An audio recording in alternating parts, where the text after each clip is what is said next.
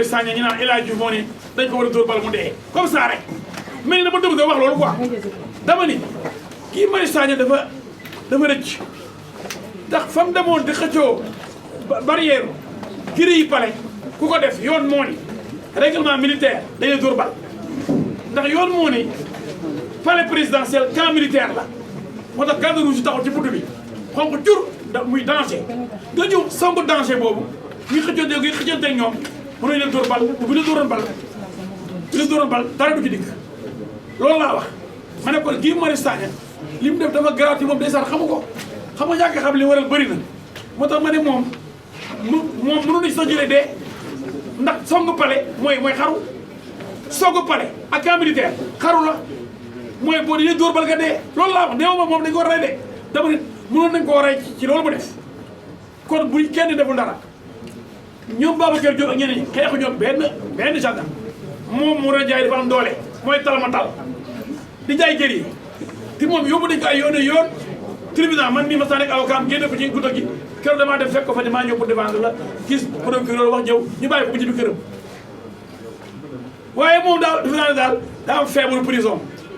yàlla mooy xasal pour des prisons fu toll moom daal di ko jàpp ko neex ndax bës lay wut waaye bës boo xam ne boo demee ba ci biir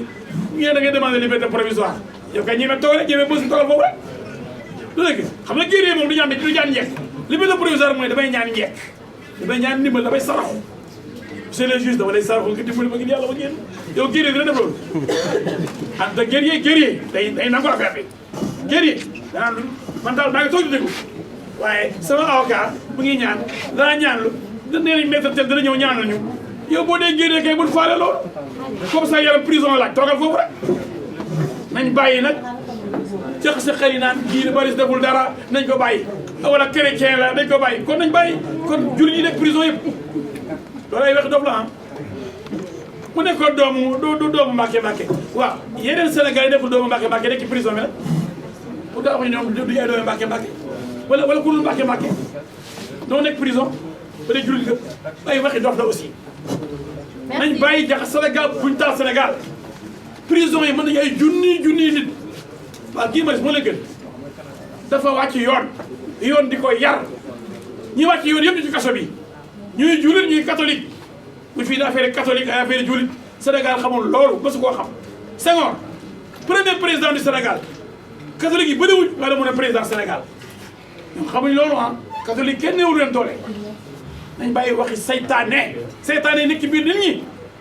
nañ bàyyi waxi saytaane ak jaxase jullit ak catholique yi li am Centrafrique masu fa am dafa yeew rek am fa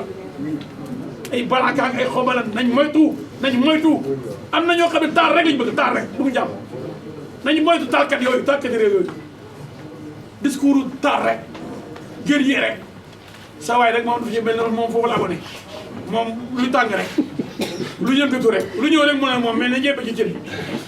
bëgg na ñu naan diw booy xeex lu la xeex yow kenn falu la doo député kenn wateelu la doo conseiller municipal kenn wateelu la doo conseiller rural ñu naan aar askan bi yow askan bi falu la yaa koy aar yaa waane askan bu tànn ay nitam ngeen nag ay naa fekk dañuy aar askan bu tànn ay nitam tànn ay maire tànn ay conseillers municipaux ay conseillers ruraux tànn président de la république chef suprême des armées bu nekkee fa askan bi nga ne non yow daal yaa bu ñu yokkee courant bi yaay wax askan bi dalaa xam yaa waane seytaane jóge fi